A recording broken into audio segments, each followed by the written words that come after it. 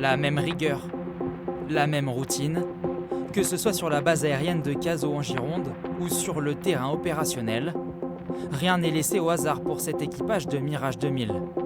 Car sous les ailes de cet avion de chasse, 250 kilos d'explosifs prêts à être largués. Les campagnes de tir comme ça nous permet de nous entraîner justement à manipuler des armements réels qu'on sera amené à utiliser plus tard en opération extérieure. 14 Mirage 2000 ont fendu les airs de la région pendant près d'un mois. Objectif de cette délocalisation de l'escadron basé habituellement à Nancy, répéter les frappes, avec cette fois-ci des munitions bien réelles. Des opérations sous haute sécurité menées sur les 10 000 hectares du champ de tir de Capsieux, partagé entre la Gironde et les Landes. Une répétition pour certains, une première pour d'autres, comme pour ce jeune pilote. Cette première, ça fait quelque chose.